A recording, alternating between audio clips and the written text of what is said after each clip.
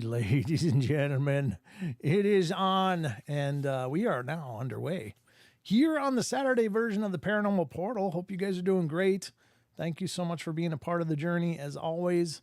Thank you for the love and support. Thank you for spreading the word. Thank you for the likes and the shares, and keep it up. Don't stop now. You're doing great, and I've got a great show lined up for you. I think, at least I believe it is. That's always my my endeavor before we start any show, is that it's a damn good show, because it's the way it should be. And to make it damn good, it's not only me here tonight. I brought in the reinforcements. My Michigan brother from another mother, Mr. Jim Cipriano, is joining me tonight. How you doing, Jim? Hey, Brent, I'm doing fantastic. A little cold, but otherwise fantastic. How are you? I've always found you very warm and engaging. Oh, thank you. I do try. See what I did there? Yeah. That's why I don't get paid for the humor. No, we got a good show. We're going to be doing the news as always. And Jim, you're in the Discord, right? You're part of the Discord. Yeah. Yep. Cool. I'm kind of dropping this on you cold. You want to read the question of the week tonight? Yeah, no, I'm down. I got Okay, we can do that after the news, and we'll get to that, and then we'll get to some articles and other mayhem and fun in the cryptid corner, and we'll see where we end up. But I don't know about anything going on with you, Jim. Nope, nothing fancy. Had some frozen pipes out here in Michigan this week, but that's. Yeah, I think par for January here. Yeah, especially in Michigan and the upper Midwest. Yeah, I remember those days. It doesn't get brutally as cold out here in the north tip of Idaho, but we've got an ice storm today. Actually, it was really sucks. But I don't know. As long as it's not snow, I guess even an ice storm is better as long as you're not going to go anywhere. But yeah, I saw somebody blow into the ditch right in front of me. It's like, pow. Like, oh man, well, I couldn't stop, and a lot of people had already stopped, so it was good. But not like they got injured, but they really went deep. That's what it's like driving on ice. Yep, you hate to see it. Yeah, you do hate to see it. You hate to see it happen to yourself or anyone else. So if you're all out there and you're dealing with the bad weather, drive safe, please. Take care of yourselves. We need you. We need you guys to continue on with us. So. Let's see. Am I thinking of anything? Is there anything I'm missing? No, I can't think of anything. I thought there was something I was going to say, but if there is, I've forgotten it, and maybe it'll come to me again. It's the beauty of age. But I guess we can get to the news. You ready, Jim? I'm ready. All right, let's dig into it and find out just what the hell's going on in the world today.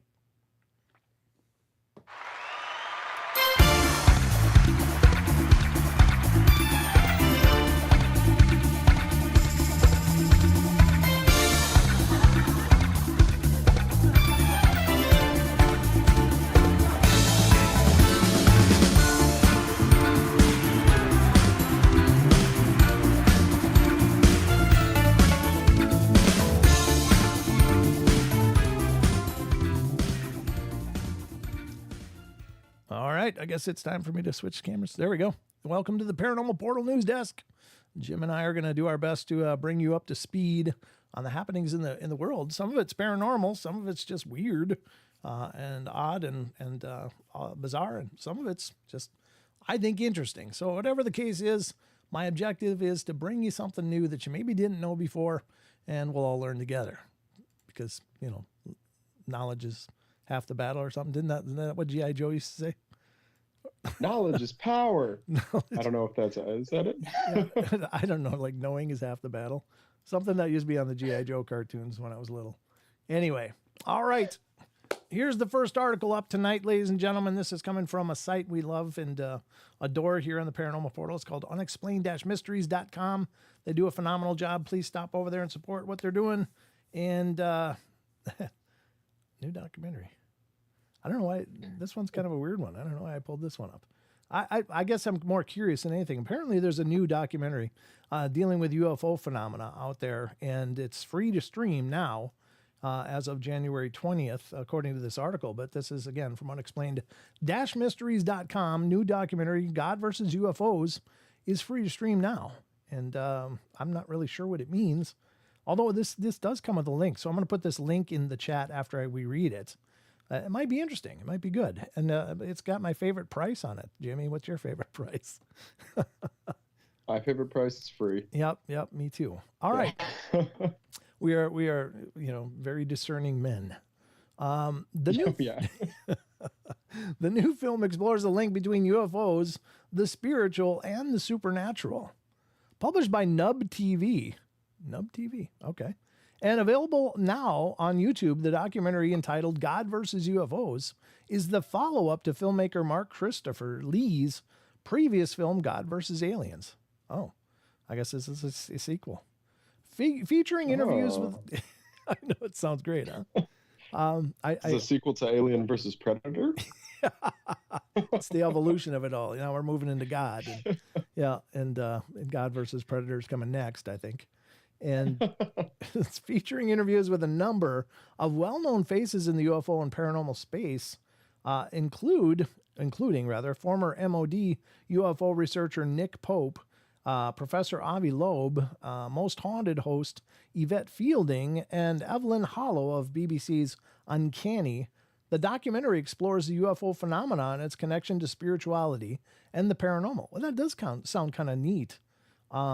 Because I will tell you that sometimes there's a really thin line between discerning whether something is a UFO event, like an alien visitation, or is it a haunting. There's lots of bleed through on there where these different phenomena have some very similar hallmarks. And so it might be kind of interesting to see what their take on that is. Absolutely. I think they kind of go hand in hand. I feel like, especially I watch a lot of Ancient Aliens, so maybe that's why sure. I feel that way. But oh, yeah. Yeah, absolutely. I'm very interested in anything having to do with pretty much like our evolution being affected by things like this. So this seems like something I'd be very interested in documentary wise. Yeah, I think so too. I think it looks like it'll be a great show. I wonder if it's necessary to watch the first one first. I mean, it probably isn't, but it might help just to follow their storylines. But yeah. All right. So it continues to say some of the more specific themes covered include the idea that aliens could utilize additional dimensions in time and space to travel vast distances. The connection between UFO sightings and fairies on Earth, spirits, and the possibility that quantum physics could explain both ghosts and UFOs. Oh, it does sound that sounds really intense. It does sound really intense. I like anything having to do with like the quantum physics pairing with ghosts. It's so interesting to me because I feel like if most of this stuff like could go hand in hand together, especially on the ghost level with quantum physics. Yeah, I agree for sure. Yeah, I think the quantum is where we're going to find most of the answers to all this weirdness that we're just starting to understand or look for answers. It says It says the film also touches upon alien invasion conspiracy theories and the idea that UFOs are a metaphysical phenomena relating to psychic abilities and the powers of the human mind. And that kind of echoes a lot of what Stephen Greer's, I guess his paradigm on this has a lot to do with telepathy and why can't I say it? Telepathy. Thank you. And the idea that you can communicate with them, and if you meditate and such. You can watch the whole documentary for free now on YouTube, embedded above, and I'm going to put that link in there because I think it's many of you will probably be interested in that. Jim, I don't know if you can do this, but could you copy the link into the Discord? Yeah, absolutely. All right, I'll check here. I got to put it down in the chat here, and I'm going to paste it so that you guys can check it out because it sounds phenomenal. There it is. It popped up. Thank you, Jim. Appreciate it. Absolutely. The right-hand man. All right, what am I doing? Where's my window? I lost my window. There we go. I got so many windows. It's crazy. I do too. I know. That's why. It might take me a second, but I will get it. Oh, no worries. No race. No worries. No worries at all. But yeah, I think that's interesting. That's a great cross section of a lot of, I don't know how they squeeze all that into one show, but I imagine they just dust on all of it and, encourage you to dig deeper or something, but that's a lot of info to put into one title. Yeah. Oh yeah. That is a lot. That does sound very interesting though. I mean, the whole, I don't know. It just sounds very interesting. I feel like I'm going to have to go and watch this one maybe tonight. Yeah, I think so. I think exactly. It's yeah. Hey, let's just cut out early, guys. Today we're watching a video. We got video day here. Here's a this is not your average news story coming up next here, folks. And this is one that I don't know how you phrase this, but it's just, this is almost like a karma thing. You'd almost have to think this is a karma thing. Like whatever this person was, or whatever this person was going on in their world, maybe they had this coming, but you got to wonder how come and why. But anyway, I haven't read the article yet, so let's read it together. And this is our next article from unexplained-mysteries.com. Florida man injured by exploding toilet in branch of Dunkin' Donuts. Oh boy. This Florida man's always getting up to something. Do not flush your cigarettes. Boom. Little too much methane in the tanks. I don't know what's going on here, but let's find out. It says if you're having a bad day, spare a thought for this guy. That's a great start. It's like, yeah, you think your day is bad. Yeah. According to reports, Paul Kerouac had been in the men's room of a Florida branch of Dunkin' Donuts back in 2022, and we didn't hear about this till now, Jim. Wonder why. Had to wait for the court case to settle, maybe. Yeah, probably. Yeah, when out of nowhere, one of the toilets exploded right next to him. Oh, it wasn't the one he was on, though. Okay. Thank goodness. Yeah, God bless him. Shocked, drenched in toilet water, and covered from head to toe in debris and human waste, the unfortunate man staggered out of the toilets in an attempt to find the branch manager. Yeah, he went. I'm sorry. He went full. Yeah, I'd like to see a manager. He went full Karen after that. It's forced into that one. Yeah. It says legal papers later filed against the company noted that the manager told him that they had been aware of problems with that particular toilet, but seemingly hadn't done anything about it. Had it exploded before? I mean, yeah, it's only been a small leak up until this point. Yeah. We knew what you did to it. It smelled a little, but we didn't think much of it. Kerouac is now seeking $100,000 in damages, having suffered severe and long-term injuries, which left him requiring mental health care and counseling. Yeah, I mean, nobody takes that well, I'm sure. Yeah. As a result of this, the Dunkin's location's breach and or multiple breaches of its duties and obligations to Mr. Kerouac, who was lawfully on the store's premises and unwittingly became the victim of an exploding toilet and of the aftermath which followed and sustained damages, including, long-term injuries and emotional and mental distress, his counsel wrote. Exactly what sort of technical fault could cause a toilet to literally explode remains unclear, but as it stands, it doesn't sound like the Dunkin' Donuts has a leg to stand on, legally speaking. The lawsuit remains ongoing. Wow. Yeah, you'd think that would be one of those, hey, we'd like to just settle this out of court. Let's make it go away. But I guess absolutely. I guess they're fighting it. So that is, how do you even, I mean, the worst has happened to that man. He's covered in human waste, but to even think that they would go up against that in court is just like a kick while you're down. You know what? We're not going to pay you. We're going to make you earn this again.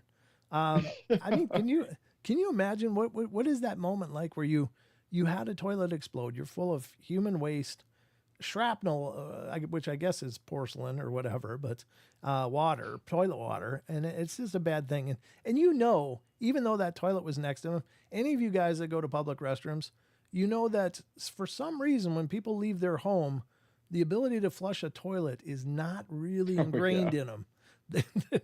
People leave ungodly things in those toilets, and they just like, yeah, I'm done. and they walk away. We can only hope he got a little bit lucky. Yeah, I mean, you got these mud octopuses in these bowls all over the place. It's like, what's wrong with people? Do you do this in your own home? Flush the damn toilet. This isn't a really deep skill. But yeah, so I mean, it probably was full of stuff and then kaboom. But then you're covered in that, and then you go out wanting to find a manager. Yeah, literally. Like, can you just imagine somebody walking out covered in that, and you're like, oh boy, what does he want? I hope he's not looking for me. Yeah, I know. It's a free donut day for the kids at the local play school or whatever, and there's a bunch of screaming children because the mud monster just walked out. I don't know. That's creepy as hell. Ugh. Oh yeah, I think it would have been weirder if he would have walked out and just been like, "Can I have a donut and a coffee?" I'm just gonna sit here and drink my coffee, thank you. Yeah, just fumigating. Yeah, that's gross, but you might never have heard that before. So I didn't. That's a first for me. Yeah, I was today old when I heard about this, but that's crazy. This one, I don't know what's going on in Kentucky, but I guess you got to be careful what you ask for. I don't pretend to know, for sure what's going on with our alien visitors, the ones that are around us. I mean, I think many people are pretty, at least comfortable with the idea that we're being visited probably by some kind of intelligences. At least I think they are. Maybe I don't know. What do you think, Jim? What are your thoughts? Yeah, I definitely think so. I have kind of like a Men in Black belief where we're kind of coexisting. Yeah. And maybe certain levels of each government probably knows. I mean, I definitely believe governments know about it, but yeah, I feel like it's kind of a coexistence kind of thing right now. Sure. And so, but do you believe that there are negative presences that are visiting? Or do you believe that they're generally benevolent, or what are your thoughts on that? I'm just I hope not. I really, really hope not. Yeah.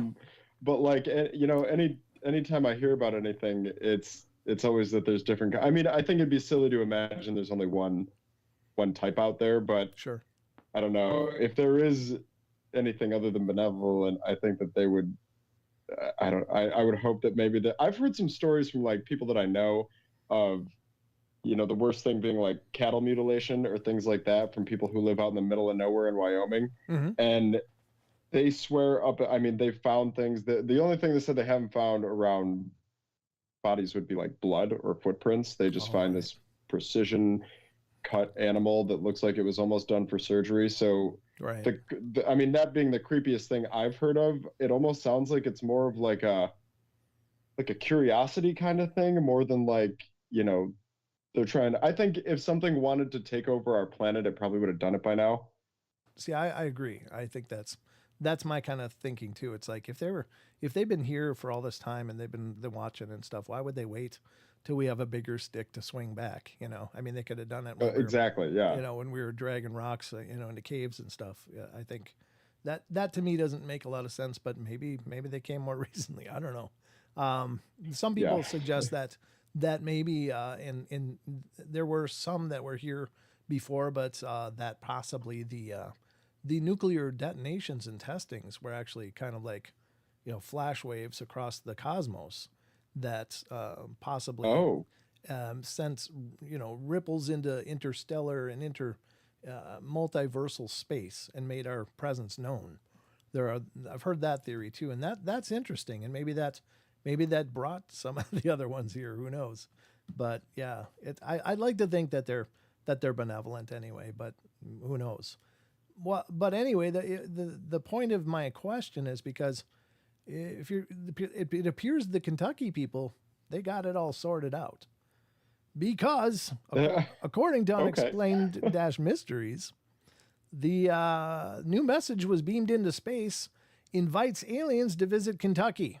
There you go. I guess they're sure that the good ones are going to show up. And here's how the article reads. A rather unusual tourism campaign for Lexington, Kentucky, has involved scientists sending a message into deep space. Not content with appealing to human visitors, the Lexington Convention and Visitors Bureau has decided to attract tourists from a little further afield in its latest advertising campaign. According to a press release, scientists have used lasers to beam a message towards TRAPPIST-2. It's TRAPPIST, -1, not 2. A system which is home to several potentially habitable worlds situated over 40 light years away. That doesn't seem that far, does it? It doesn't. Yeah. I've only ever gone 20, though. Well, yeah, I hear you. Glad you made it back. It was quite the team effort, said Dr. Lauder, computing engineer and astrobiologist with SETI, Search for Extraterrestrial Intelligence.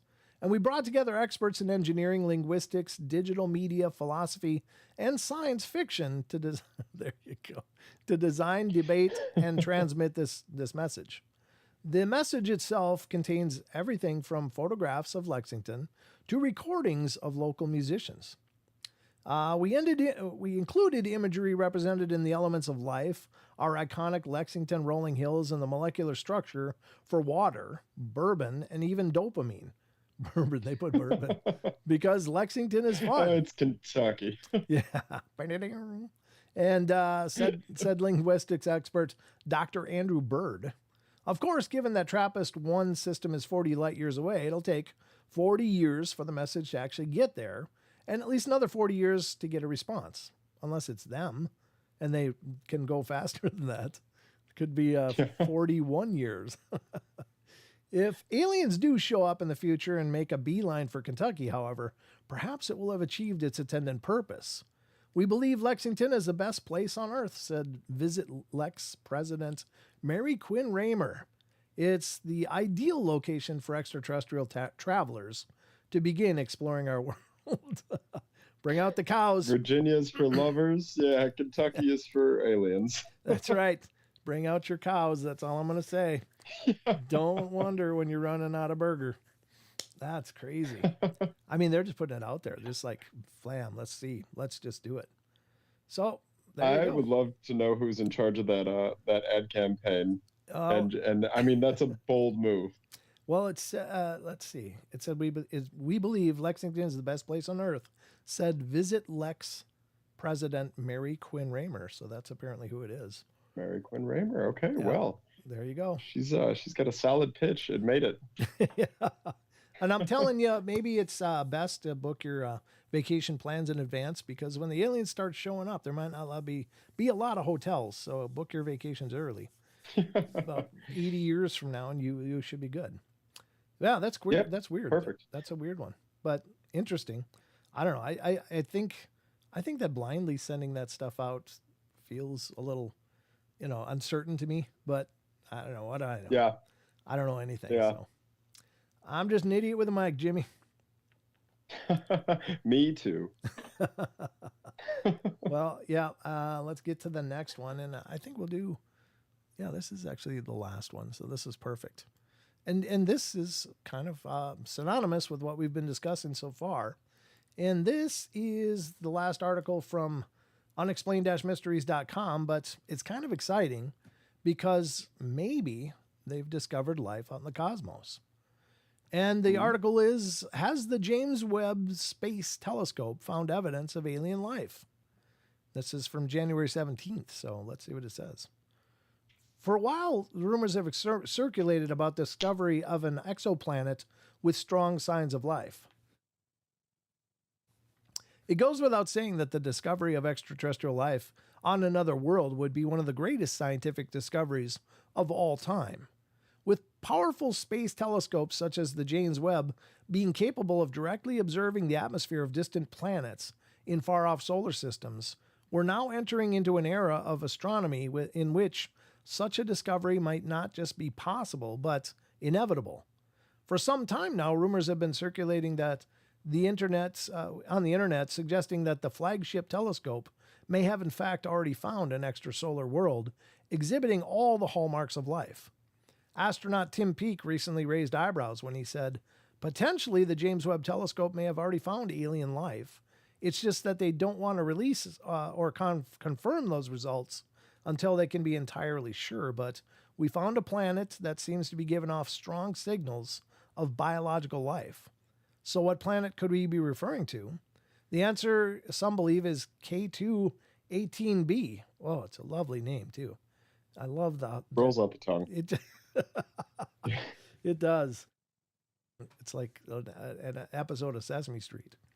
It's a Hycean exoplanet situated 120 light years away with a mass approximately 8.6 times that of the Earth. Ooh, that's a big one. We'd be pretty slow up there, Jimmy. They've got to be bigger than us. They got to be.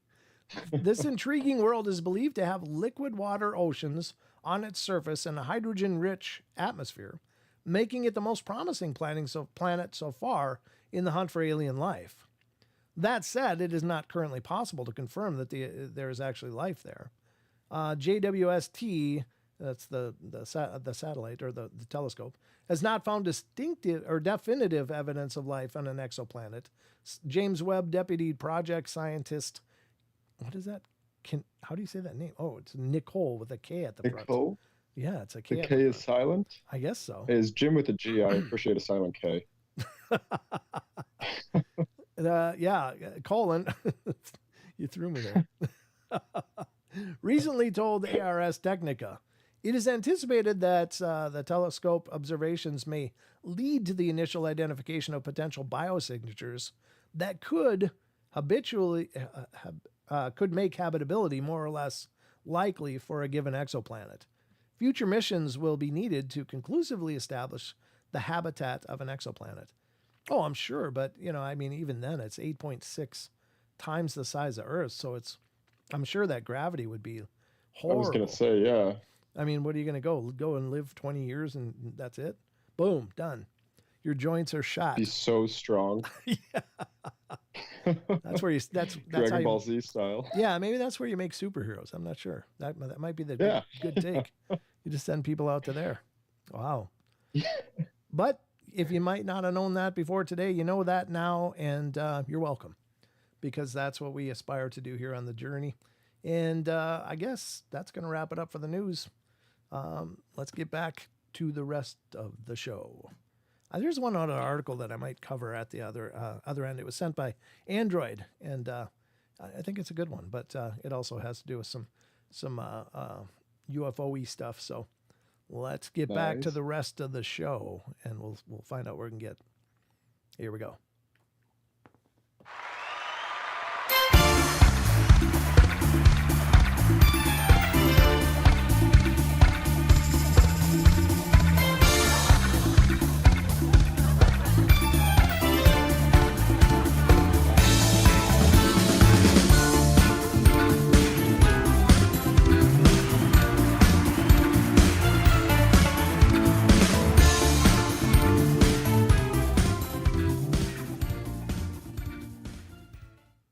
All right, ladies and gentlemen, we are back from the news. Hope you guys enjoy that. I like it. Hi, Mary. How you doing? Good to see you. Good to see all you guys. Hope you guys are having a wonderful night, and thank you for joining us. Lots of you guys are here coming in. Good to see you all. the more the merrier. It's been quite a hiatus for me. And it's great to come back after this time and see you all again. I definitely missed doing these shows. So, and appreciate you coming on tonight, Jim. That's really cool. I appreciate you having me. I love being here. Oh, good, good. I'm glad. Again, I'm listening otherwise, so it's nice to be able to have you hear some of the things I'm usually just saying to my car. Talk to your car. Talk to your car. But it's Wizard Moon says it's great to be back. Oh, good, buddy. Thank you so much.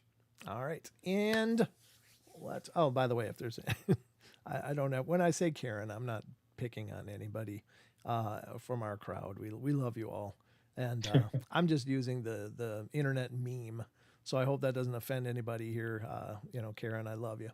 You've been a wonderful friend for a long time. So just to put that caveat out there, just an internet meme. Just thinking I was funny. Maybe not though. So I'm sorry if that's offensive. I didn't even think about that. Is anybody in our chat named Karen? Bleh. I do it all the time, yeah. But some of my favorite people are Karens, so I have to apologize a lot. Yeah, I know exactly. I've known some. I know several wonderful Karens, and one of them's in this chat. So it's great to see you, and say hello to Neil, Karen. Let's see what is next. I think we'll do the. Oh, you know what? I don't even have Discord open yet. Derp. Jimmy, I didn't even open Discord. I do have it open. Good job. Thank you. You can read my Discord if you'd like. No, I'd rather you read it. I'll tell you what, my eyes are still a little funky after all of that. So I'm just being sick. It doesn't feel like my eyes are real strong. So I'm glad you're back. We got the bigger, badder Brent. You do? Well, yeah. Well, I'm trying to be the less bigger. The badder Brent. Yeah, exactly. But yeah, it's been good. It's taken a while to start. Oh, internet's. There it goes. Okay. All right. So let me just pull this back up, so we're all in key here. Okay. All right. Here we go. We're gonna. What did Karen say? He says hi. Okay, good. I'm a nice Karen. No offense taken. Will do. Wonderful. Okay. All right. Mr. Cipriano, hi. Mary Willis says, or Mary Wynn says, I can't read. Hello, Mary. I can't read the print, she said. But yeah, hello, Mary. Good to see you. Did she say hi to me or just you? What's going on? Nope, just me. Sorry. Oh, dang it. God, I'm already losing all the attention. All right. Well, we are going to get to the segment of our show we haven't been able to do for a while, but I'm really thrilled to have a chance to do it. This has been really, really carried by a wonderful part of the team, really. Chucky has been taking care of the questions of the week. He's been keeping them up and keeping them posted and refreshing them all the time. Oh, somebody came in.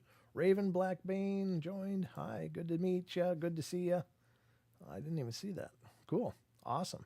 It's always exciting when more people join. But we are going to get to the Discord question of the week, folks. And this is our opportunity to ask you guys of our Discord community. And please join the Discord community if you would. It doesn't cost you anything to join. And special thanks to K-Love for making our Discord community so amazing.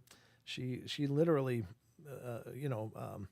donated to the Discord until we could, get all the extra services and everything. So she really helped to establish this and give us a static that is URL. Awesome. I know I got these incredible people, and all of you are incredible. I'm just saying, but this is, a special case where, she really took it upon herself to keep donating to it until we could have a static URL and all that stuff. So that's incredible. But that is, yeah, isn't it? So this is our opportunity to ask you guys a question. You always get our take on things because we got the microphones, but now we can ask you guys a question and hear what you think. And again, I know it's something I've said a lot, but I really have learned a lot reading your responses through the months that we've been doing this.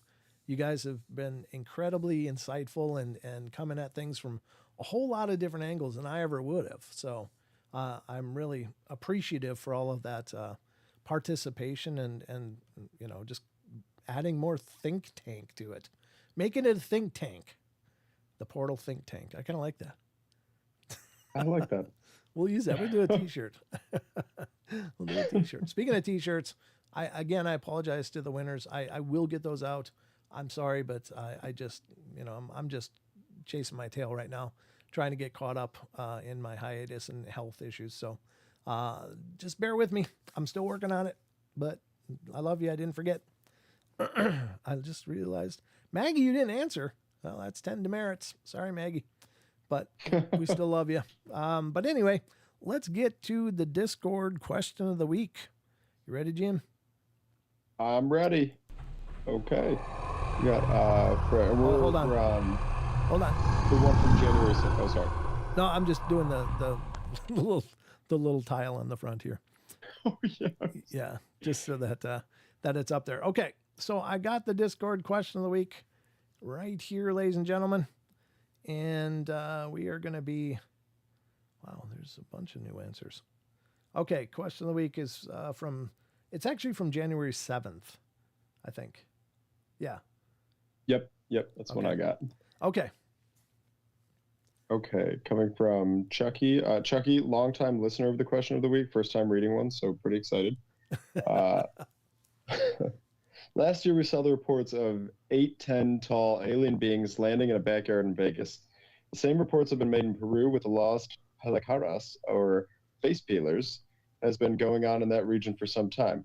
Now, on New Year's, we have a fresh report from a mall in Miami with a huge police presence of 8'10" beings being spotted in the mall and frightening shoppers.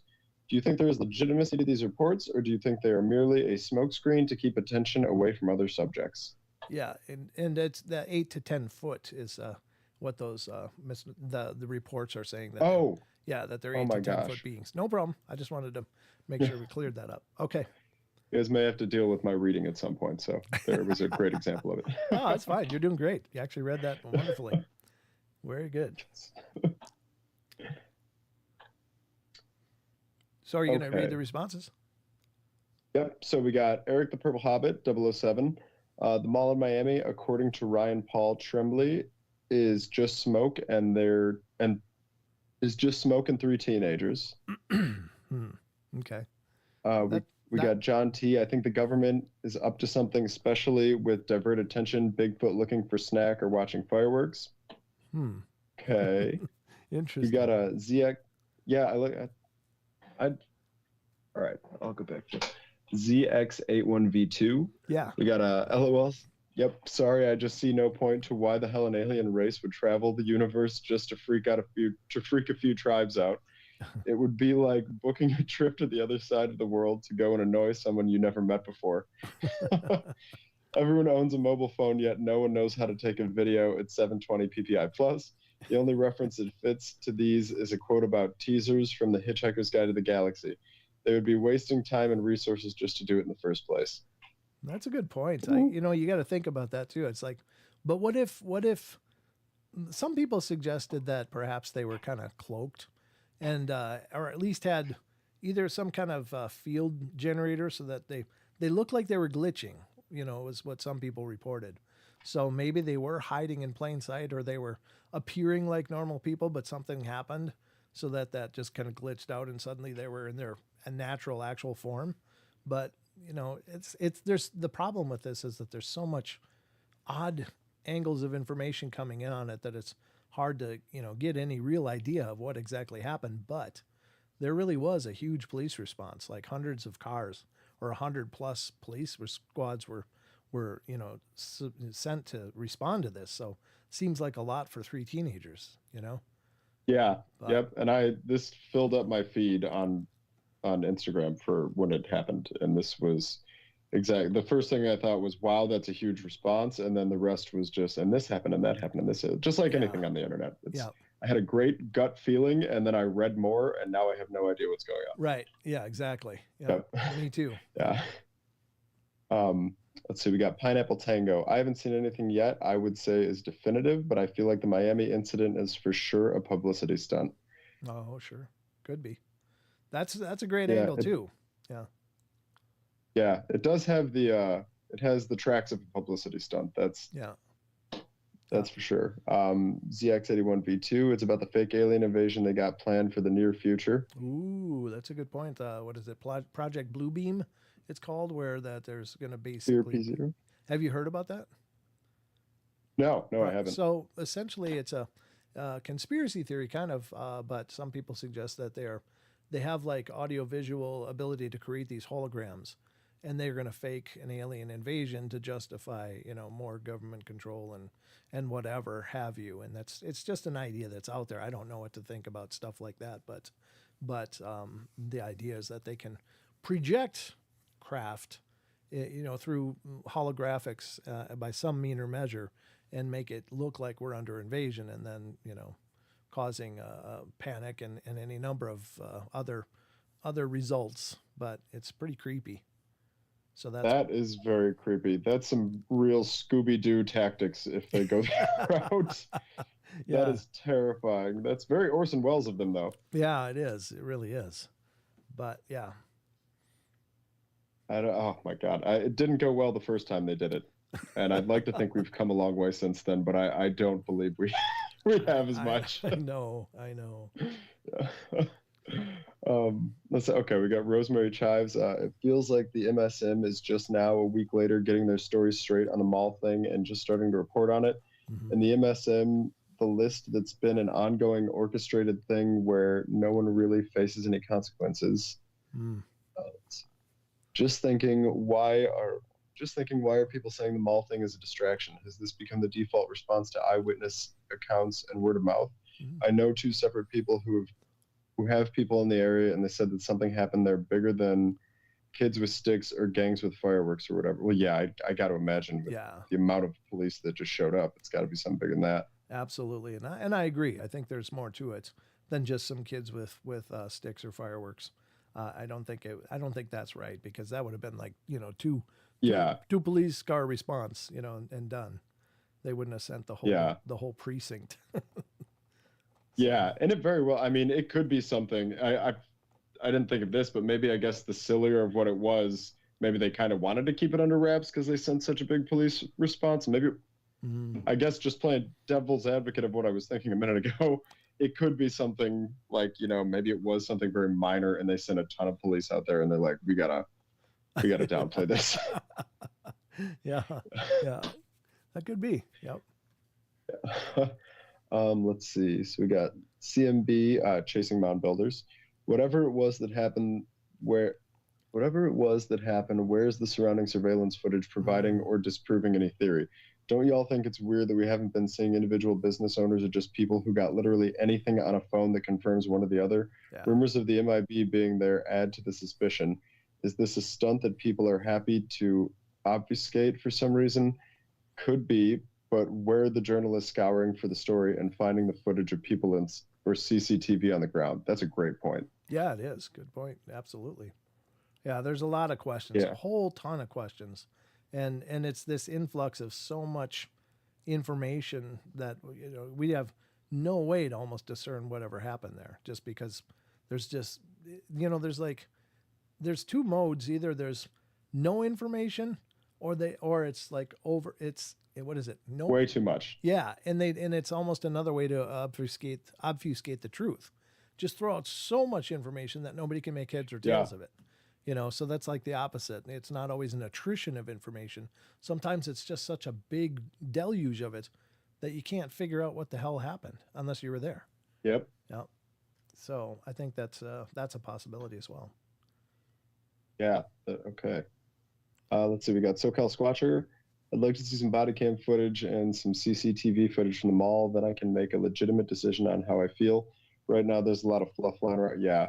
Yeah, exactly. Just to back that up too. Yeah, throwing a ton of stuff out there. Yeah, most definitely. Let's see, Rosemary Chives. Wouldn't you also say with the footage that it's CGI or AI? That's what I would think with the video. Yeah. Sure. Yeah, that's a good point. It is, but if it came from like a Freedom of Information request from the police department, the responding, because apparently they had cars there and were like, lined up, and I don't know, they were apparently facing something So some of them must have gotten some kind of web or dash cam or body cam footage of it. So, I mean, if it came from somewhere like that, you could maybe put more stock into, the fact that it wasn't edited, but who knows? Yeah. Let's see, we got Karen Alberding. We got, I think there is some legitimacy to some of the reports. Not all of them, like the Miami one, I think is probably hogwash. Las Vegas, for whatever reason, I believe is legitimate. There are others. It's like other cryptid reports. The majority, I think, are mistaken identity type or wild imagination, but there are those that are completely real. It can at times to be on certain ones to well which ones are real or not. You kind of have to approach it all with a skeptical view and go from there. Sorry, my mind was working faster than my typing. That's okay. My mind is working slower than my mouth right now. So my mind was working faster than my typing, so I kind of jumped there. Yeah. That last sentence there, I fully believe. You kind of have to approach it with a skeptical view and go from there. Yeah. Yeah, absolutely. Absolutely. Let's see. We got Storm 00 with everything carrying a camera now, or with everyone carrying a camera nowadays, I think we would have at least a few somewhat clear videos if the Florida sightings in a mall were real. So no, I don't believe it was real. Sure. That's if I'm being skeptical, that's always the one that gets me is, everybody is recording everything all the time. So when there's a lack of video footage, I'm just like, nobody could sneak something out of there. Yeah. It just can't be done. Yeah. Let's see. Rosemary again. Rosemary Chives. I think true spiritual beings can scramble technology, phones, cameras. Man, we're going back and forth. That's another great point. Yeah. Technology, phones, cameras. If they don't want to be recorded, you're not going to record them. If they want to be recorded, then so be it. Yeah, good takes. I mean, that's why I love these discussions. These are great thinking out of the box stuff, and it's a great dialogue. Yeah. Absolutely. Yeah. Let's see, we got Barbara Mora. I would need more solid information on any of these sightings. People want to believe, people want to be known, people want to have a personal story during these exciting times. I also want to be part of an experience, but in that, I need to stay level-headed and tell my story honestly, without preconceived or front-loaded influences. Unfortunately, in my opinion, hype and superstition may be the thing that keeps at least these stories alive. I think I bummed myself out being logical. Update today. I saw the video recently. There have been lights going over Miami. It wasn't human aircraft. Huh. It was popping off in Miami.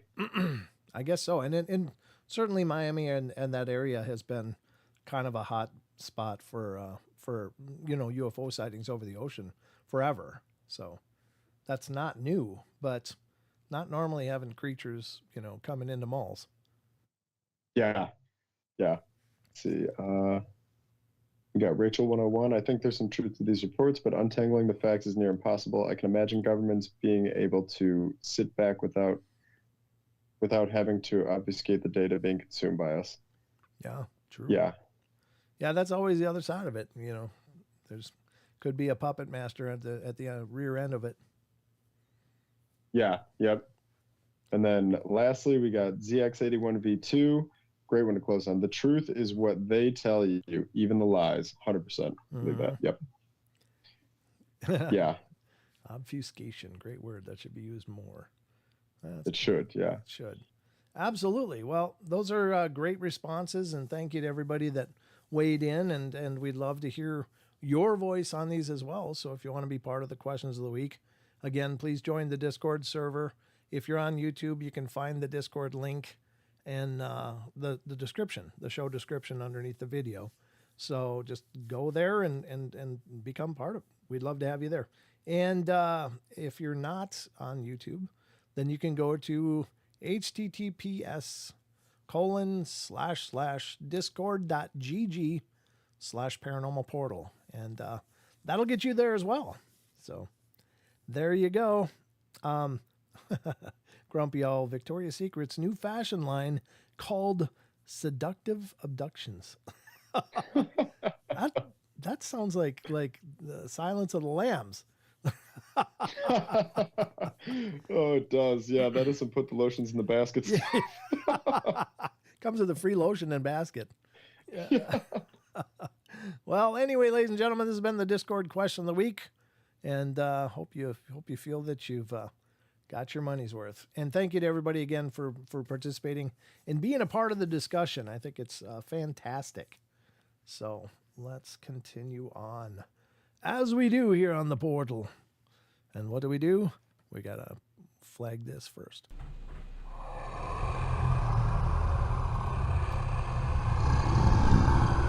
The growl. Yeah, that's the unfortunate part for you, Jimmy, is you can't hear some of the sound effects that I do play, but it was like the roar with the questions of the week over the screen. Yeah, you know, just trying to dress up the hog and, call it a princess. I don't even know what the hell that means, but it came out of my mouth. So thank you to Chucky for formatting that question. And thank you for all your hard work, brother. We appreciate it. It really helps out a ton. 10 demerits to me. Yeah, that's okay, Maggie. You're still weighing the positive, so don't worry. You're okay. But what are we gonna do here? Oh yeah, I think I'm gonna grab that article from Android. It was nice of him to send it. So give me just a second, and we'll look at this. I'm gonna do this. Can I do it for a new window? Yeah, there we go. That'll help because I can resize this and make it bigger. All right, I think this will be good. And this is sent by Android himself, our good friend, Mr. Android Purity, or Android Paranormal. And it says to do, it's from the CambrianNews.co.uk. Let me see if I can blow this way the hell up. What did I just do? Not the right thing, whatever I just did, but that's how it rolls here. Let me see what I did. What did I do? Okay, here we go. Closing. All right. So I don't know if I got an image. Yeah, I do, I guess. This one's creepy, folks. This is a topic that we touch on here and there as the stories come up on the Paranormal Portal. But these are the skin crawler, night crawler, white crawlers. There's all kinds of different names, but basically the rake is this, and we talked about it a little bit last night when Sheldon was on the show. But it's a crazy phenomena that's out there, and I don't know what it is for sure. I'm kind of thinking it's some kind of subterranean cryptid that comes up and goes hunting and then goes back underground or something. But this is from, again, the Cambrian News. Now, I will say I read it a little bit today, and there's a Welsh name in here that I'm never going to be able to pronounce. So you can, throw lemons or tomatoes at me or whatever. But I don't know how to make the sounds that this word needs. But I'm going to do my best.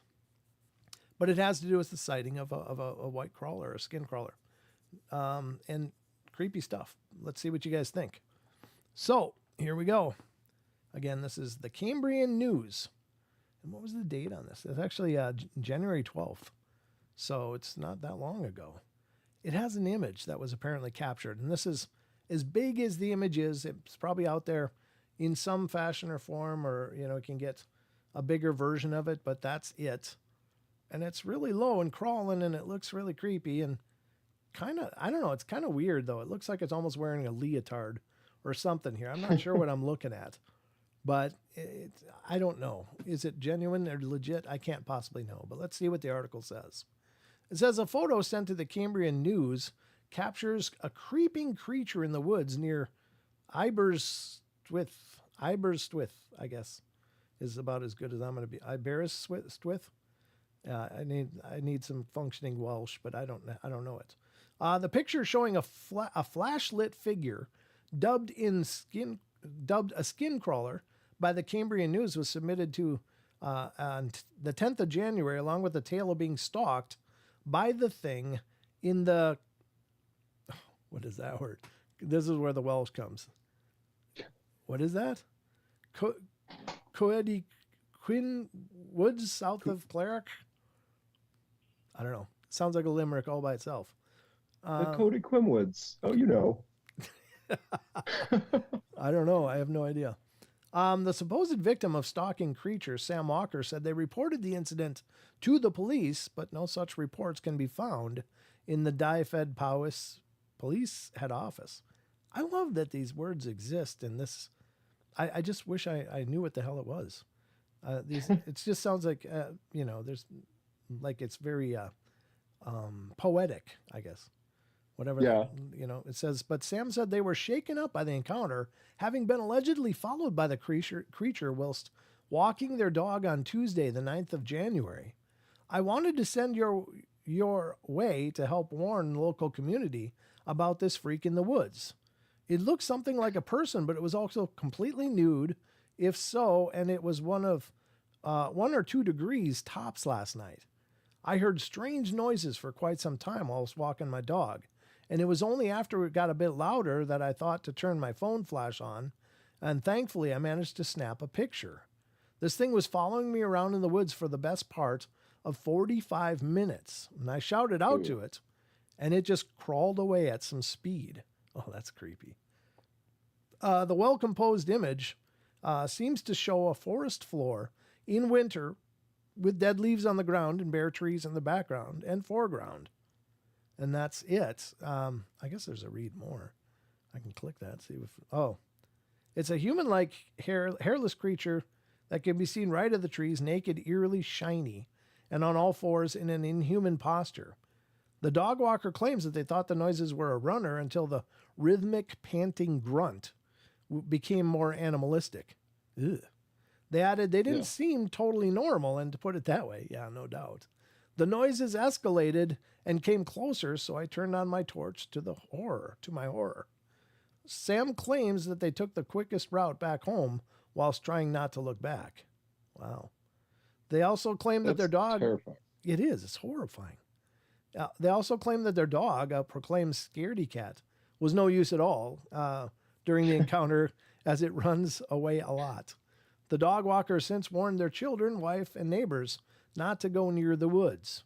A staff member from the Defed Paus police said, I've checked calls there for the 9th and 10th, but can't find one matching the details you've provided. The question now remains as to whether the skin crawler has escaped from... What's that word? Look at that. It's like Scrabble board. Oh, man. Yeah. Trousfinid. I don't know if that's right. I thought the 2 Ds made an L sound. Transfinal or something. Nuclear power station. Oh, God. Yeah. That might explain a lot. Crossfinid. I got nothing. I got nothing either.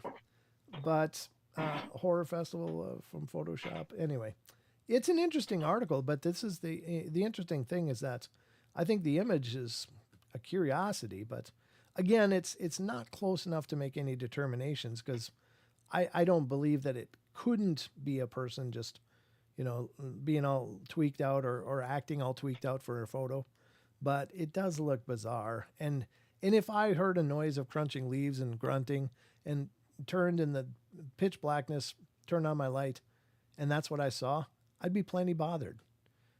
Yeah. Yeah. I'd be gone. Yeah. That's just creepy as hell. So I just wanted to put it out there tonight because Android just sent this to me, and thank you, Android. I appreciate it, brother. Appreciate the help. Love when you guys submit stuff. That makes my job easier. Oops, we're not doing the question of the week still. There we go. Yeah, I forgot to shut that off. All right, so anyway, now we're going to get to the rest of the fun. And that starts here. What time is it? 7:59. It's almost 8. Perfect. I was planning on starting the cryptid corner at 8. And by God, I'm punctual. Right on time. You say 8. I'm on Michigan, so I was like, hey, oh man, I'm off. Yeah. It's 11 here. 11. That's right. You were started at 10, didn't you? Yeah, the podcast is extra creepy around this time. I got to tell you, I love, investigating, and I love looking into this stuff but there are times when even I can't look at this stuff past a certain point. It just starts to feel a little heavy, and maybe it's just the atmosphere, and maybe it's just the energy, or maybe there's something, paying attention to me, what I'm doing. But sometimes I feel a little creeped out myself, and I've been looking at this stuff for, decades. and Oh yeah, really aggressively for a long time. But sometimes, even still, I'm just like, yeah, I don't think I want to watch that right now. yeah, I and don't feel that. it's creepy because I know like I used to chalk that up to just not listening to a lot of this stuff, or maybe the subject matter, or like being home alone. But the more I've listened to it, I felt fine plenty of times being alone or dealing with certain subject matter. It's just sometimes I'll just get that feeling when you're reading or you're looking into something, you're just like, not right now. No, this isn't it. We're not doing that one. We're not doing that one. No, that's true, man. That's very true. All right. But we're going to start out our journey in the cryptid corner by visiting one of my favorite sites. And this is really was a big part of my diet in learning about cryptids and cryptozoology, and especially the Bigfoot, obviously. And I'm speaking of Sasquatch Chronicles, Mr. Wes Germer's site, which is, you know, the home base for his shows, Sasquatch Chronicles. Jim, have you ever listened to Sasquatch Chronicles? Touch, yeah, not as much as other things, but yeah, I've dabbled a little bit just coming over from this podcast. Yeah, and I've just Wes has been a great friend, and he's been a hell of a mentor and a good sounding board for me as I've been on this journey as well. But he's created this incredible space for people to talk about this phenomena, and he just has the greatest podcasts out there, and he lets us use this site. So I mean, what's not to love? He said, "Yeah, man, go ahead." But you know, I just asked him, "Do you mind if I look at stuff on the show?" No, go ahead. So, what a cool guy. So, we're gonna do just that, folks, because we're gonna be visiting Sasquatch Chronicles blog here as we dive into some of the cryptid corner, and we're gonna hear about some of these creepy cryptids. I wonder what the zoom rate is here. Let me look. What did I got? Yeah, I got it right. Okay, that'll work. All right. What did I do? Oh, good God. I clicked something wrong. There we go. All right, it's back. So we're on the Sasquatch Chronicles blog, ladies and gentlemen, as we dig into the first article here in our cryptid corner. And this is from January 19th. It was mumbling something. A listener writes, this past summer, I had a terrifying experience while camping in northern New Hampshire up near Canada with my family and in-laws. I'm 31 and I've grown up hunting and fishing here in New Hampshire and Maine, and I'm an experienced woodsman and outdoorsman, and what happened that night is unexplainable to me, but still to this day, other than what people call Sasquatch or Wood Devil. Spoke to the witness and he's agreed to come on the show. While camping with his family, something approached his tent. The witness said something large came into the camp, walked up to the tent, and was mumbling in a deep voice when it sighed like it was irritated. I was scared to breathe. I heard it walk off. I got out of the tent and built a large fire. Shortly after that, it came back. It was pacing back and forth, but it was staying just outside of the light. I didn't know what to do, so I woke up my father-in-law and told him we had a bear in camp. I didn't know what else to say, but it was not a bear. I thought the Bigfoot topic was ridiculous, but I no longer feel this way. You know, it's crazy, and this is a very short story. But there's so many experiences where people are out there in their tents, and sure enough, these things come into camp, like just absolutely. I don't know if they're pissed or if they're just curious or if it's checking it out. Yeah, I mean, because sometimes they're looking for just stuff you left out, and they're gonna do some grazing, but the irritated part, and a lot of times, what also happens is that they end up like pushing their hands into the tent. I've talked to a few witnesses, like one person had a hand come over his head where the tent side was pushed in, and it was a huge hand. He could feel the size of the hand on his head, and he said it was just enormous. It encompassed his whole hand. It could have closed its fingers, and like, you know, it was a softball or something. And it was like, it was absolutely terrifying. And yeah, very crazy stuff. Yeah, and another one that felt, it come in and bonked the side, and it kind of hit him on the shoulder, and he could feel that, significant power, even that little playful tap, So I gotta think it's a curious thing. Right. Yeah, it seems to be. I think that we probably, in our experiences with them, because they do seem to ramp up. I mean, they do get extraordinarily agitated pretty quickly with our presence, but I think a lot of times they're just doing their thing. But we probably project a lot of our own emotions on them. Well, it sounds like he's grumbling. Sure. Sounds like he's pissed. Well, maybe that's just because he's 10 feet tall and has a bourbon barrel for a chest, so it makes a Yeah. really deep, loud noise. But I don't know. I think that we really don't know much of anything about how how they behave or what they think, or. Yeah. But I do think that they love to come check it out, but they do sometimes Yep. be like, yeah, get out of here. You guys don't belong here. This is my area. So I think there's a territorial aspect to it too. So. Oh, absolutely. It's kind of like it reminds me of like a bear. Like, you know how most animals will kind of keep away if you leave a fire going at night, but a bear is just big enough to get away with it. But like, it's probably a Sasquatch would just walk around being like, what's out here that's bigger than me? What's going to happen right now? Yeah, exactly. When you're on top of the food chain, what are you going to do? Yeah.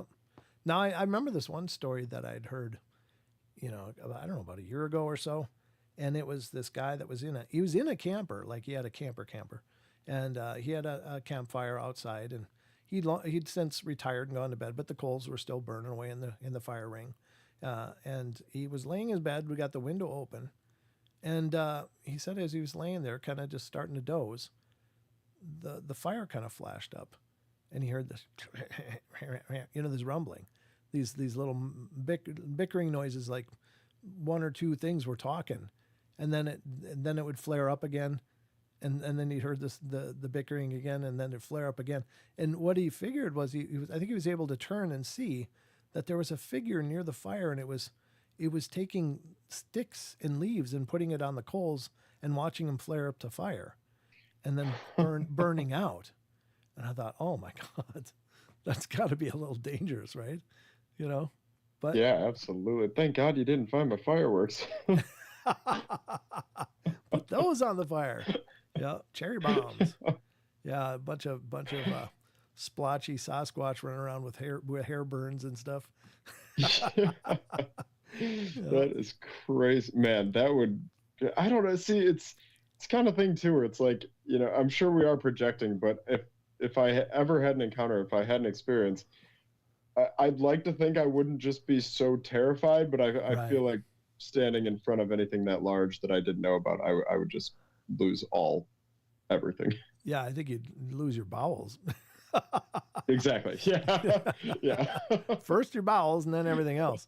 No, but I just, Yep. that's the thing that I think is the biggest takeaway, because I mean, there's some people that have had wonderful experiences with these things, and there's some people that have had absolute nightmares. And I don't think you can just say, well, they're all nice. They're all this or they're all that.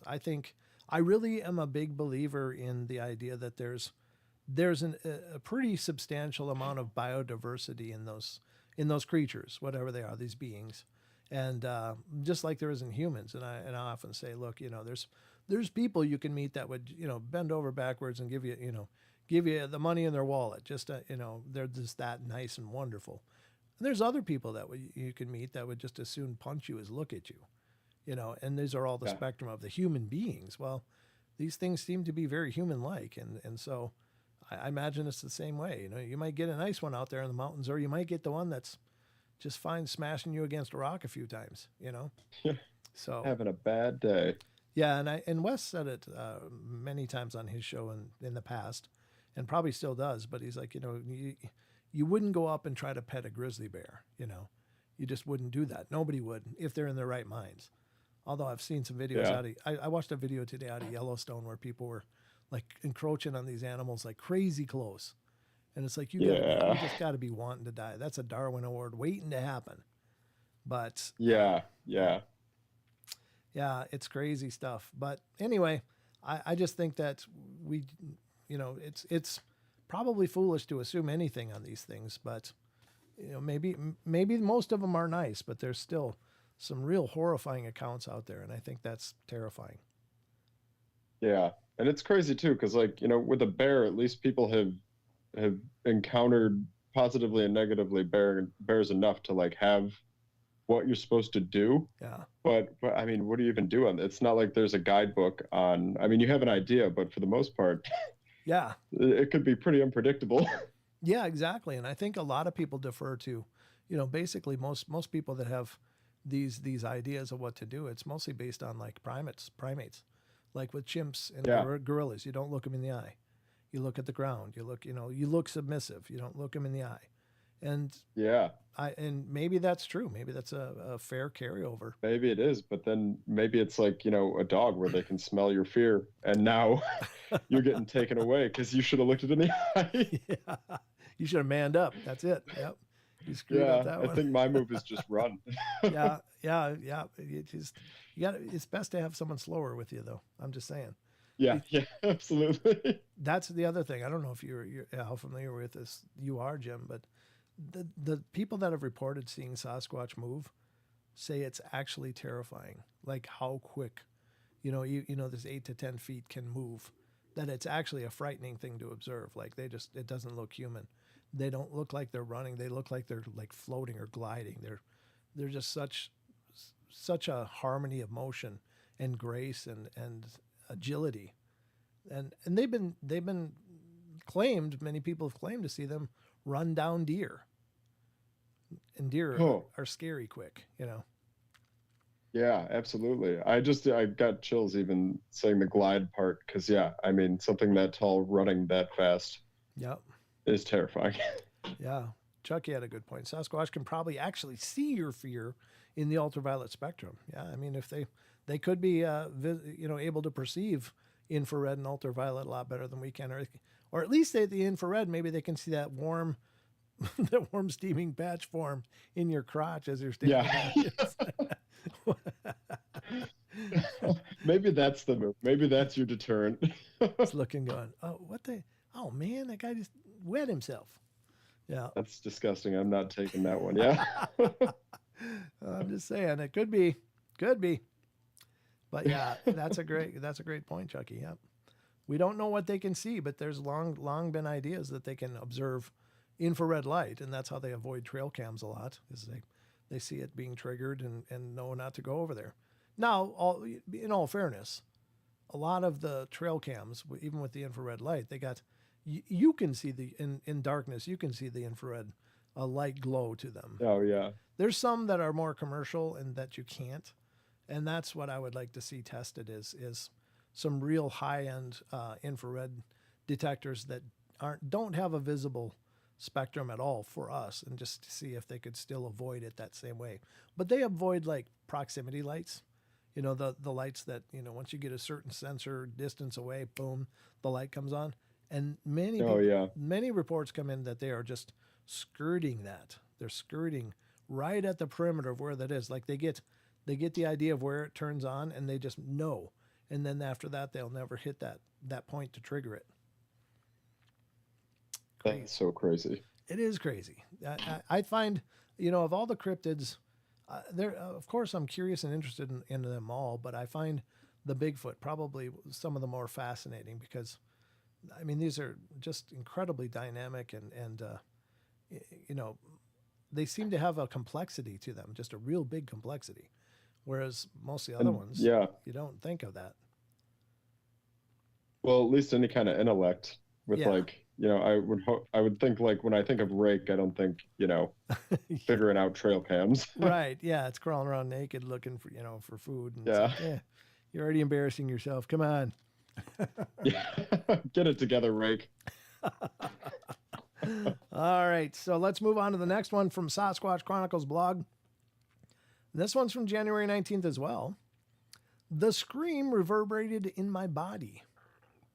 Wow. Did you hear that throat gurgle? Sorry about that. That was kind of gross. I didn't like it either, folks, just for the record. It says, a listener writes, I wanted to share my encounter that happened to me and my buddy back in 1991 in Fremont, Wisconsin.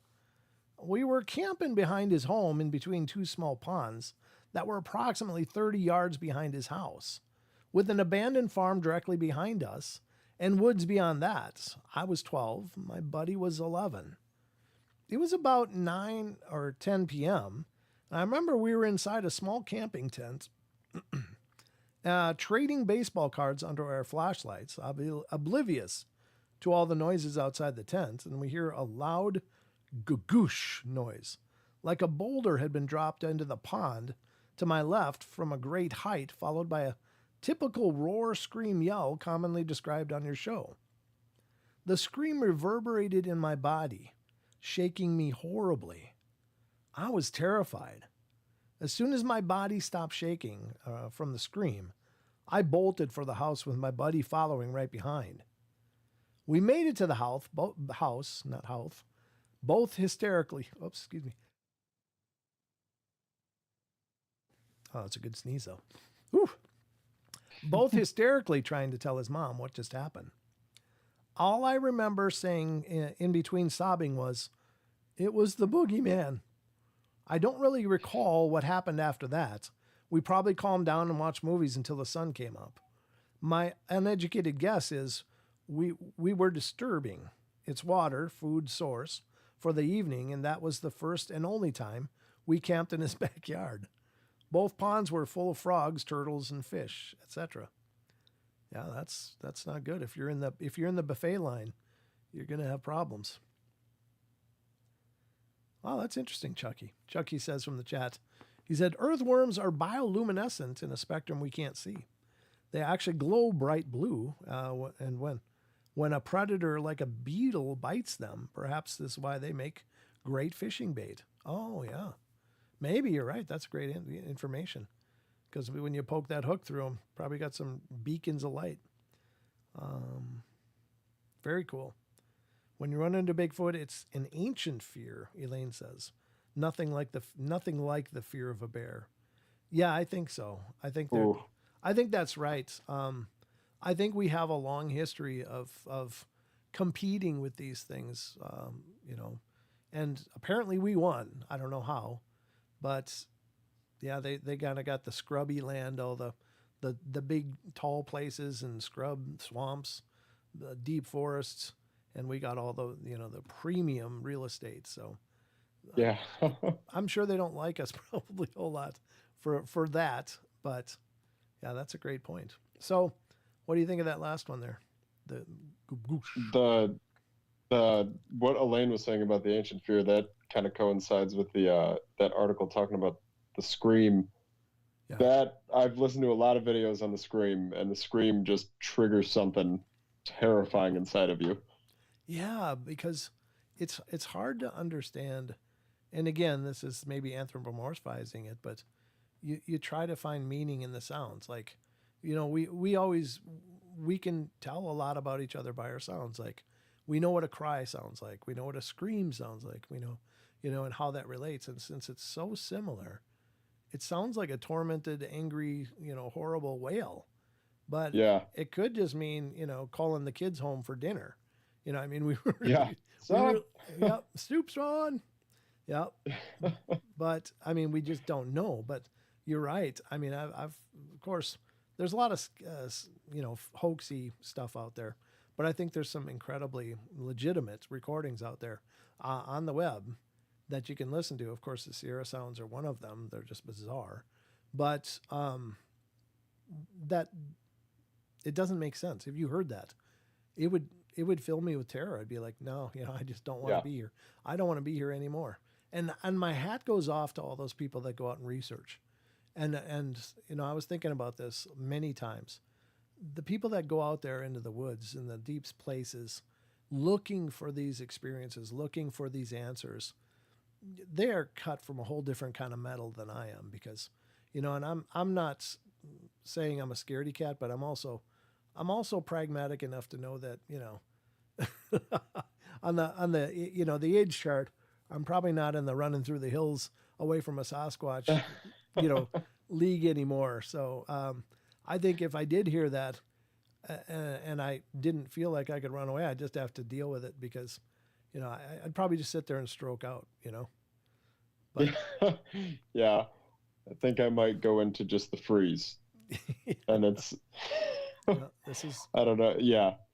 Going up into, and I've said in the past, like I think I said last time that I was, of all the things, I think Sasquatch is something I can be skeptical about. That's not to say I don't, believe in Sasquatch. When we go up to the UP in Michigan, there's been a couple times where, someone will take you out at night and you're going out and you shut off the car and you're in the middle of nowhere.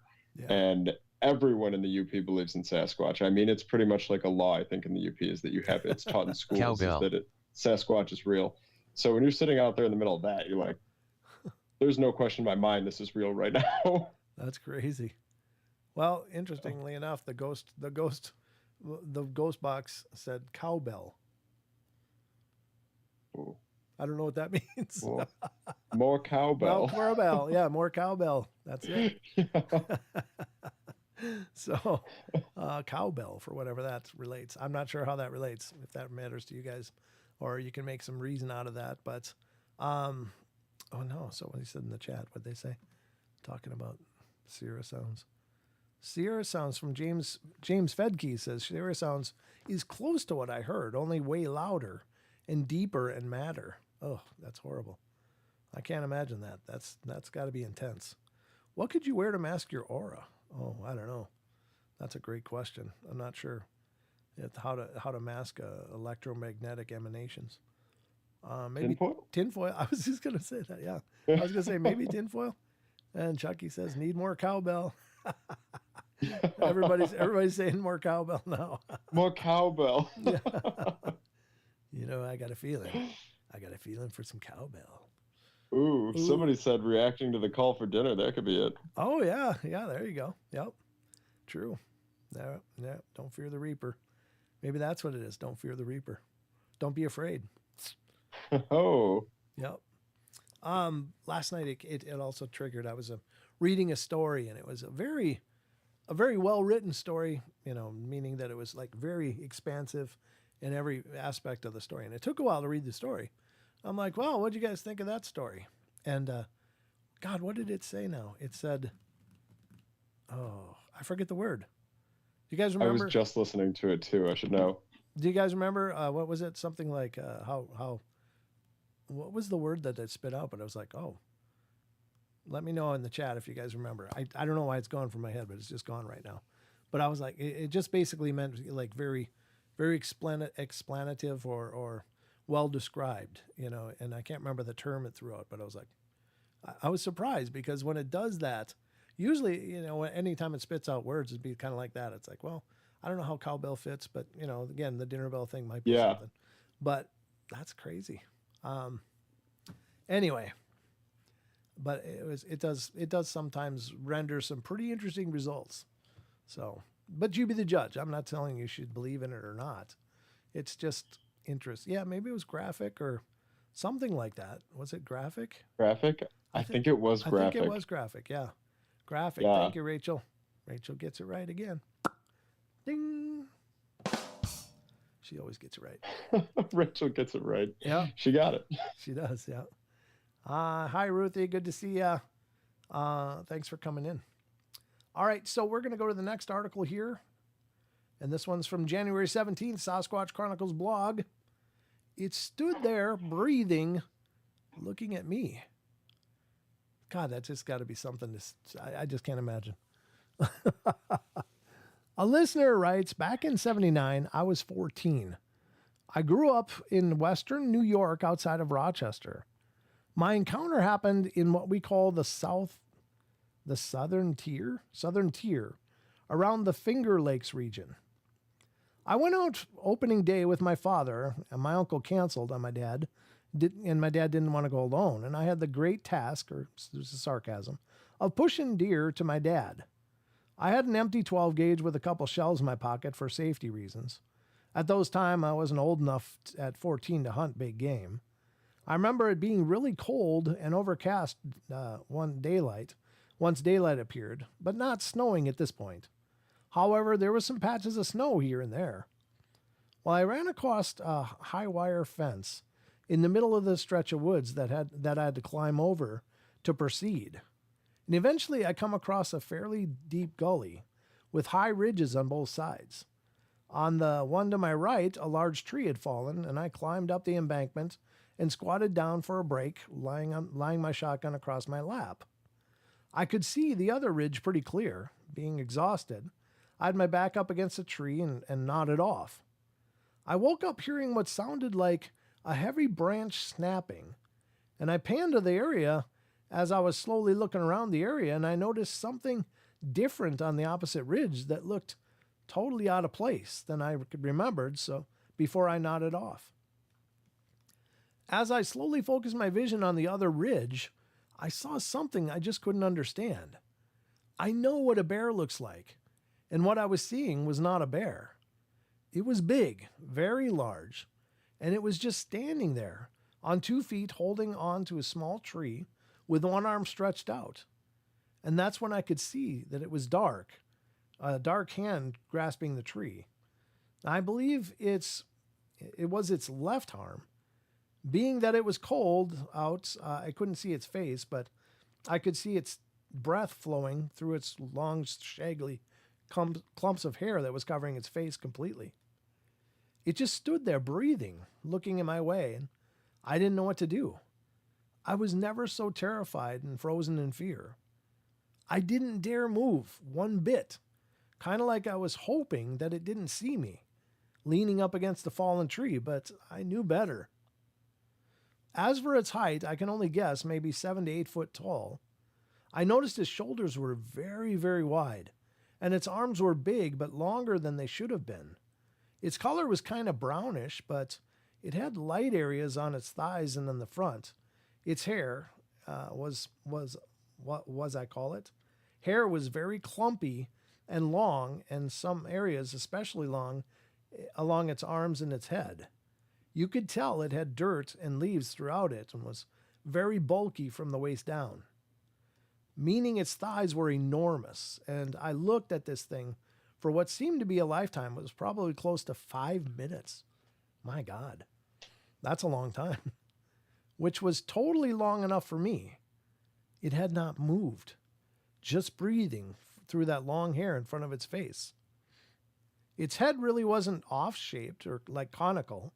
It was just a large head, and all of a sudden, it took a step forward on the ridge towards me, and my body just seemed to take control, and I ran as fast as I could, never once looking back. I came across that high fence I had run into earlier that morning, and I don't even remember how I got over it or under it, especially carrying a 12 gauge. I just don't remember. I got to the gravel road out of the woods, and that was out of the woods that earlier my dad dropped me off, and of course our Pinto wagon was nowhere to be found. So I started very quickly walking up the gravel road, never looking back. I got over the crest of the road, and there it was. Lo and behold, the Pinto wagon, my sanctuary. Well, I got to it, and of course, it's locked. So I waited and waited for my dad to show up. And when he did, he was not a happy person, and he didn't believe a thing I told him. That's pretty much what happened in a nutshell. And it changed my outside life forever. Yeah, that's the thing. I mean, what do? It's coming at you. Now, obviously, there's no way this person actually outran the thing. But he was being directed to get the hell out, right? I can't believe they were there for 5 minutes watching it. I know, right? Yeah. And I don't really know what that looks like, but 8 foot at 30 yards, that's really pretty big. I mean, that's still pretty close and present, right? Yeah, got it. Yeah. That seems very close for 5 full minutes. I'd be gone. Yeah, I would like to think I would, but I'd be like, I don't know, if I start running, I might just die.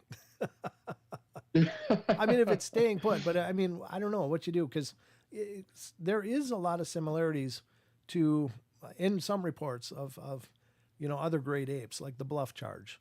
A lot of people report being bluff charged, like it's just makes a beeline for them and then just breaks away and goes off to the side, like it's, I don't know, jazzing you or razzing you or whatever the word is. Yeah. But I don't know. yeah, so I don't think he outran it, but he just definitely got lucky. I guess wasn't interested in following it. He just wanted to leave. Yeah. Scary stuff, though. That is scary. Yeah. I mean, at that point too, if you're seen by a Sasquatch, I feel like it's pretty much going to go whichever direction they want it to go in. You are no longer in control. Yeah, it's just definitely like the Twilight Zone, right? Yeah. Amen. Scary door. What was this one? This is the next one. Okay. This one, January 10th. But I think it's crazy. Crazy. Some people have these encounters like that. And why after that 5 minutes did it just decide, screw you, and get charged? Yeah. Oh, Chucky says he got bluff charged. Chucky got bluff charged. That's right.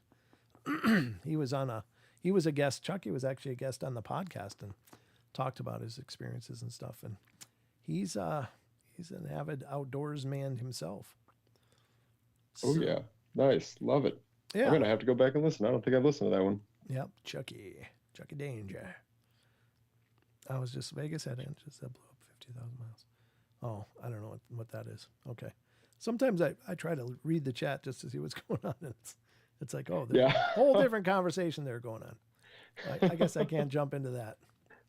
All right. So we're going to go to the next one here as we're rounding out the last story from Sasquatch Chronicles blog, I think. Maybe there's one more. Is there one more? I guess there is one more. Okay. 2 more left. This one's from January 10th. Childhood encounter. Some of these encounters are really sweet. Like, I don't know, there's been some pretty heartwarming stories that have apparently emerged of small children coming into contact with these things and being taken care of and being helped. And, I don't know what this story's going to say, but of course, I think everybody remembers just a few years back that little 3-year-old boy or 2-year-old or 3-year-old boy that went missing and then was gone for 3 days and then talked. When he came back, he said that he was with a bear, and the bear took care of him and like found him berries and stuff or whatever. I mean, just kept him warm and took care of him and then helped him find his way back to where he needed to be, or maybe it took him away and then brought him back. But, and I don't think the child was actually, abducted by a bear, but I think that a 3-year-old probably didn't have a word like Bigfoot or Sasquatch, in his vocabulary. It's just a big hairy thing. Must have been a bear. And it's kind of a beautiful story, I guess, although terrifying. But it's sometimes beautiful. Other ones, there's one where a little boy had wandered away from the campground that his family was in.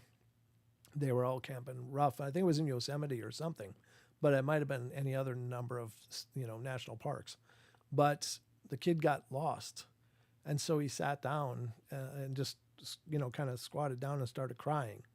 And then up came this, I guess a female Sasquatch. I don't know if he remembers seeing breasts or how he came to that conclusion, but a female Squatch came up and actually took him by the hand and led him back to the edge of the clearing to where his family was camping. And it had been many hours, like 8 hours or so. This kid was lost, or 3 hours or something. But, he was led back and still remembers it to this day. So, that's incredible. That's acts of compassion and genuine caring. So that's the Sasquatch I'd like to believe in. Right. Me too. Yeah. I want the Harry and the Hendersons, but. Yes, exactly. Yeah, I know. But anyway, and I think, again, we talk about the biodiversity or the, behavioral, spectrum that these beings are. I'm sure there are these sage-like wonderful ones, but I think there's also some really creepy ones, just like there are human beings of that nature. And so, yep. But anyway, let's read this one, see what this childhood encounter is, because I don't know what it is. This is from January 10th. A listener writes, I had a childhood sighting when I was younger on a trip when we were going to a camping retreat in Big Bear. I don't know where Big Bear is. I know it's California. Okay. So we were going for this camping trip in the city of Norwalk in California for a retreat.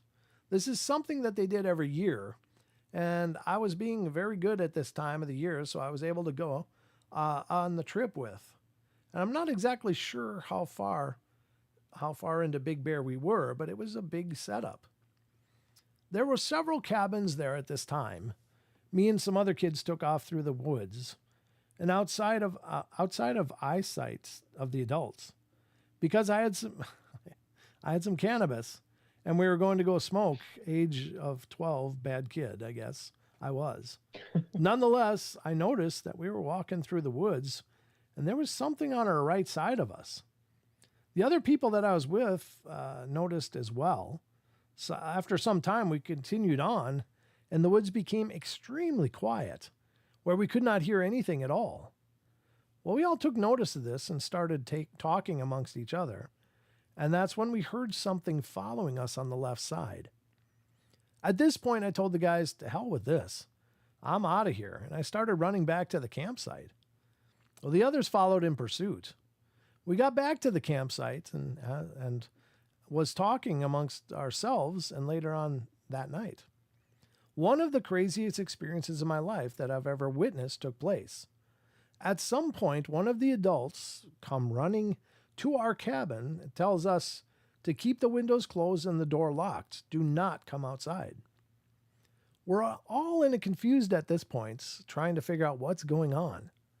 Of course, me being the person that I am, I look outside immediately after scanning the area for a second, and I noticed that there is something big on the other side of that trash grabbing bags out of the trash dumpster.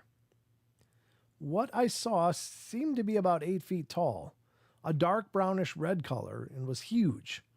One of the other kids came to the window and saw this as well with me. The adult told us that there was a bear in camp. And when I saw what I saw, I told everyone, that's no damn bear. That's a Bigfoot. It looks like a man. The other kid that was there agreed with me, and everyone started running to the window and shoving each other out of the way. And by this point, the creature was taken off back into the wood line. Later that night, I told the staff that that was not a bear. I've seen a Bigfoot, and the other kid agreed with me. The next morning, they kicked me and him out of the camp and made our parents beat us. It says beat us, but I think it meant meet us at the bottom of the mountain to take us home. They called my parents and made them beat me. There are more little details, but that's essentially what happened. That's crazy. I guess it's the low-hanging fruit. They just come in and take what they want. Yeah. Yep. The top of the food chain mentality. Yep. Exactly. That's it. That's it for that one. But it's a good story. Not as heartfelt and endearing as the ones I was thinking of, but in any case, another good story. Now this one's, this is an image. Okay, I'm kind of going ahead. Something's over there. Okay, let's find out what the narrative is here. Some cool shots. January 7th, tonight's show, I saw something I couldn't describe. A listener writes, "Hi, Wes, this is Ted. You interviewed me for episode 503, just shortly before I was leaving for Afghanistan in 2019. I'm now retired and back hiking through the woods in northeast Ohio. Oh my God. I must have stroked out there a little bit. I had an incident where I was seeing something that I couldn't describe. I have a short video and a couple of pictures, and I was with other people when I seen this, and I've been back to the area several times and have not been able to find anything else. I'd love to be able to talk to you and show you some of the videos and pictures if you're interested. I greatly appreciate you and the show that you put out and all the work that you put into it." Yeah, there's no doubt. Wes's show is really about the best done podcast out there, especially in the paranormal realm. Yeah, it does. I mean, I can't really see a whole lot. I don't know what happens if I click it. Made it a little bigger, maybe. Whoa. I'm trying to move over, but it's not. There's a little scroll here. I don't know. That could be anything. Could be a stump, right? Could be. That's a strange one. What do you think? does look like a stump, but it also kind of looks like something sitting up. Yeah, it could be. I mean, it could be just kind of lounging there or belly crawling. Yeah, And I mean, lounging. Yeah, there's no way to tell how deep this foliage is. It could be 3 feet, or it could be 12 inches or 8 inches. So we don't know. yeah. It almost looks like it dips back there a little bit. Yeah, right. Oh, I don't like the scrolls much. Yeah, that's a wild one though. Whatever the case is, that's crazy. Cray cray. Oh, I guess I can keep going. In a good way. In a good way. Yep. Well, it looks like he might have seen something. I mean, especially if he went back to the area and whatever that is isn't there. It doesn't look like a bear. I'll say that. Like, No, and how that tree is to the left of it kind of makes me think that it dips down, and that could be something like kneeling or standing. Oh, right. Like this is a rise. This is kind of climb. Yeah. That's yep. It's an embankment that comes up. Yeah, I would say that's probably pretty likely. So Those look like Head and Shoulders. yeah, like he maybe belly crawled up on the other side and is just peeking over. But man, Yeah. Sticking out like a sore thumb there, Mr. Bigfoot. I was gonna say, yeah. How did he see me?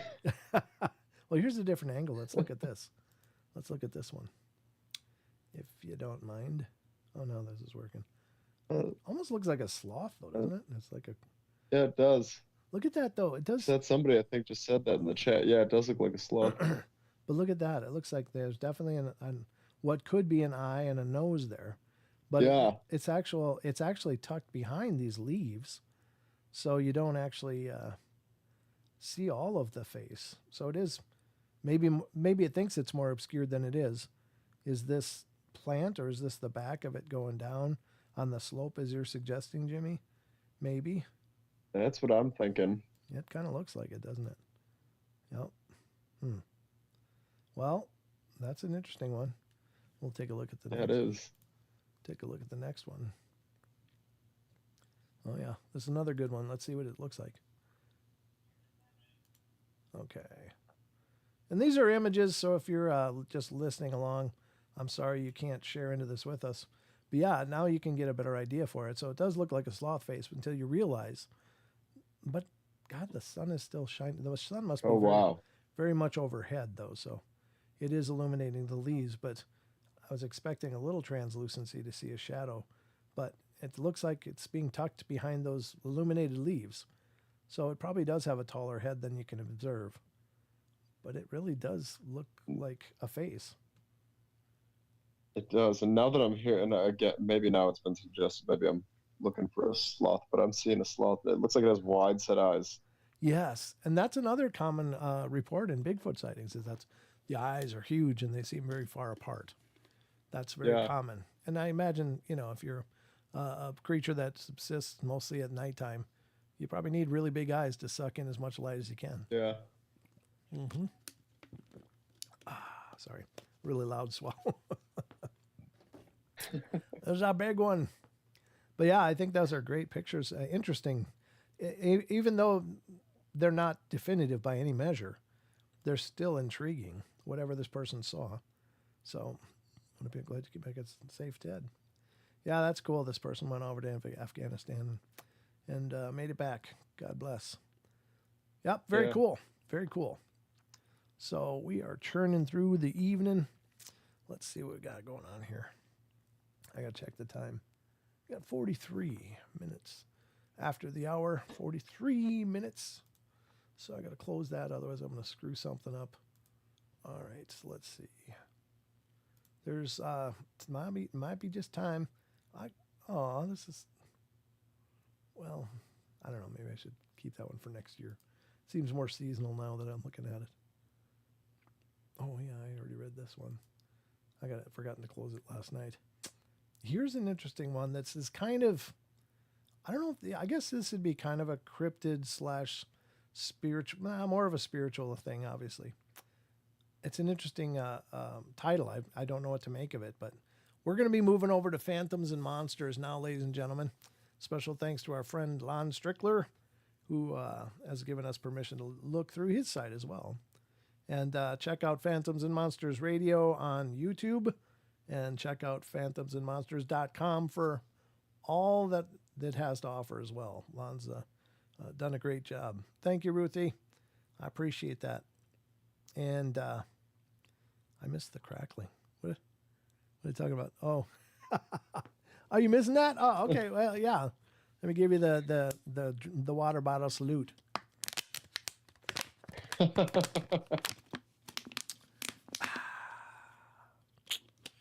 for you guys because I love you. All right. Oh, that's one on you, SoCal Squatcher. You got to do one now. What's that? But it takes a B-rip every time. Takes a B-rip every time you squeeze the bottle. I think that was about 8 or 9 squeezes in there. Yeah. Because I was using multiple fingers. I was doing the trumpet. Yeah. I don't know if you're going to make it through this episode. Probably not. Probably not. You might just be falling over pretty quick. All right. So let's see if this is a long one or how long is it? Yeah, I don't know if I can read this. I can try. I think I can get through it. This is from Phantoms and Monsters Radio.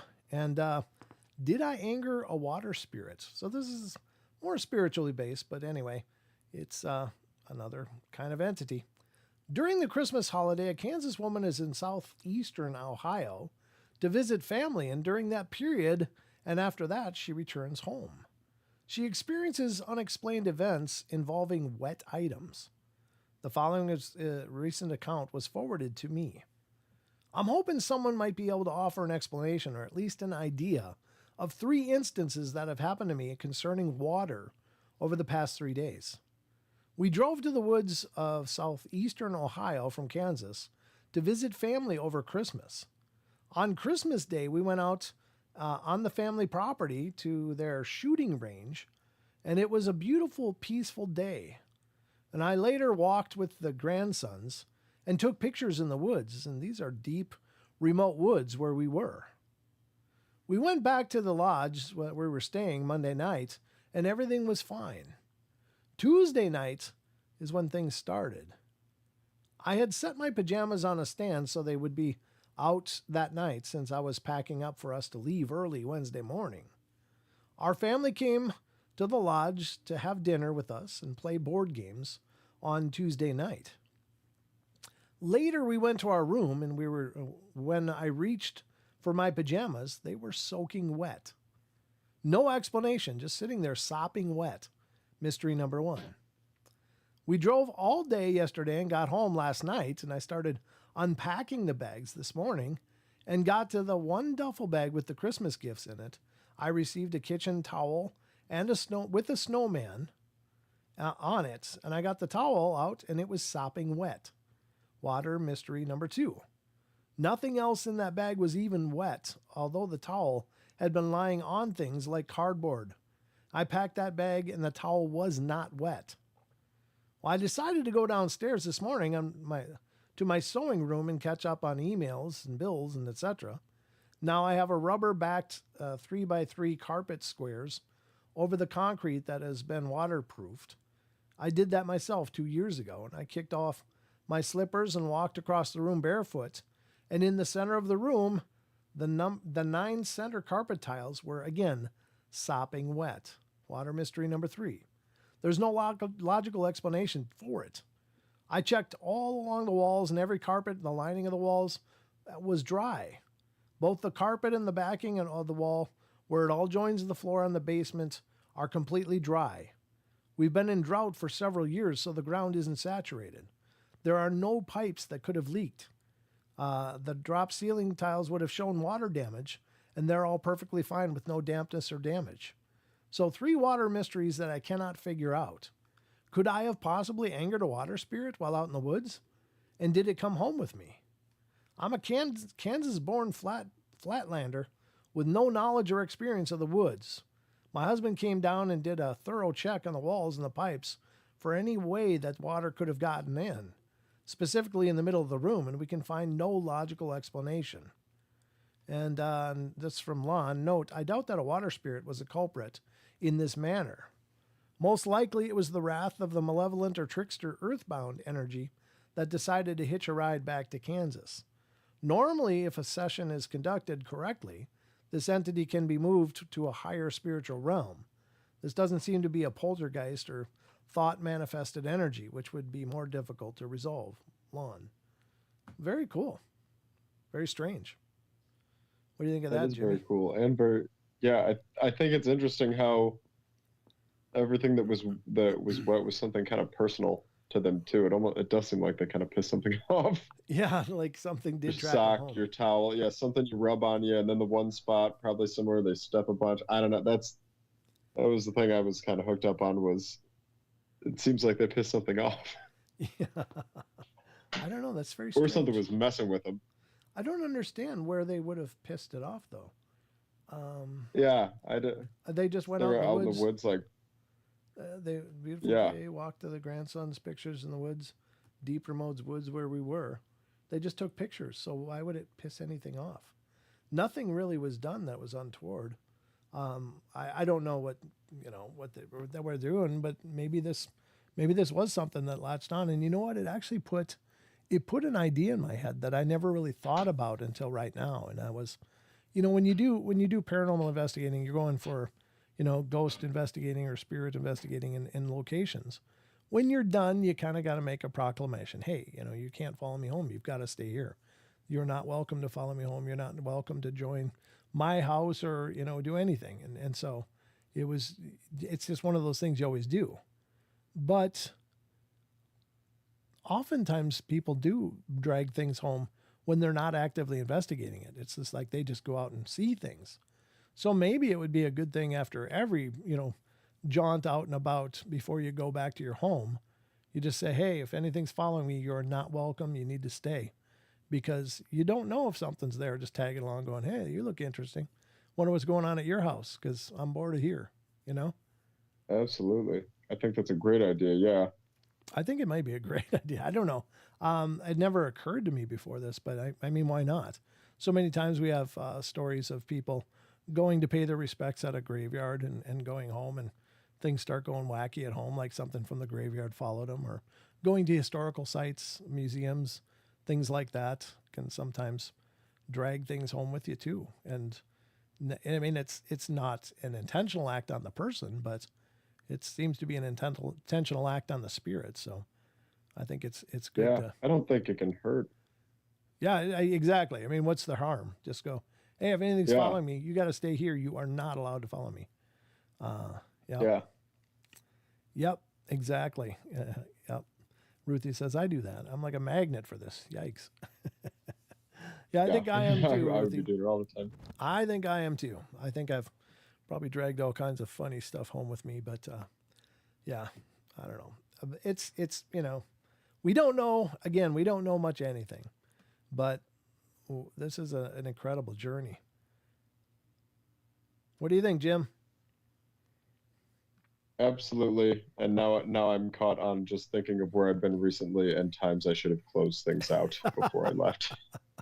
Well, I mean, we're just not trained to think that way, though. I mean, we're not, as with our Western sensibilities and stuff, and with other cultures, I think they probably spend more time addressing their spirituality in a lot of ways than we do, because we're just in that American hustle. We're just always boom, got places to go, people to see, and yep. Yeah, it says yes, Brent.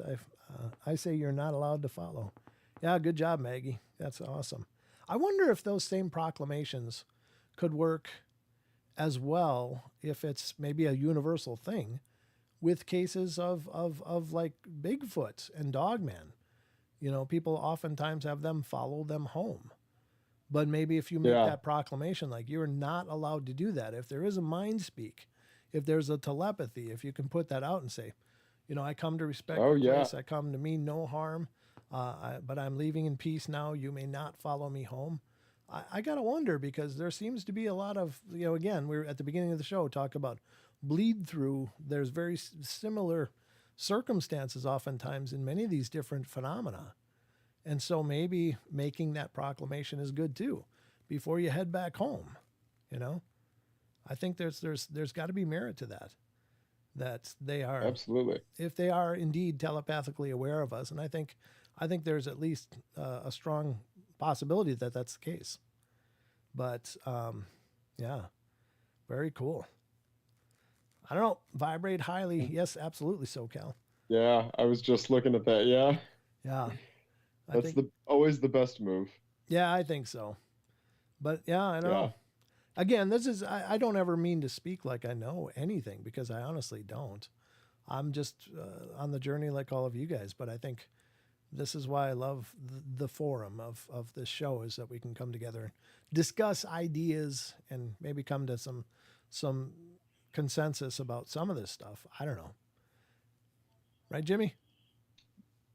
Yeah, I like the discussion the most. I mean, even just going back and forth on question of the day, it kind of, you go in with whatever you're thinking, and then you kind of just volley that back and forth with everybody.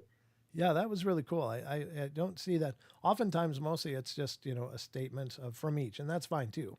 I mean, some of the questions, anybody's guess, but I really find it interesting when you guys are, carrying on the dialogue back and forth, bouncing ideas, but respectfully. Nobody's ever been really creepy about it, and you guys have always been respectful of each other and your feelings, and I appreciate that a bunch. So. Oh yeah, you definitely have. I said it last time I was on too, but you definitely have one of the best communities I've seen, where it's just, and people have senses of humor too, which I'm a big fan of. You guys have a really good sense of humor in the chat, by the way. Yeah, these guys are awesome. I don't know how I did it. I mean, I can't take any credit for it. You guys all found the portal, but I'm so glad you did, and I'm so glad for all the love that you guys bring into my world. And Jimmy, it's been an absolute pleasure, sir. Yeah, I hope you'll come back and do this many, many times with me, right? Absolutely, yeah. Thank you for having me, Brent. And I'm glad you were doing better, sir. I'm glad to be back, and I'm glad we're both kicking it again on a Saturday. All right, brother. Well, let's figure out the next one, and we'll get you back. Awesome. Okay. All right, guys. Well, that's going to wrap it up for us tonight. So remember, we love you all. Be good, be kind, be nice. Take care of each other. Help each other out. Find the magic in every day, and remember to laugh as much as you can. And we'll see you on Wednesday. And hopefully you can get Big Don back here and start all over for another week of fun. Good night, everybody. All right, guys.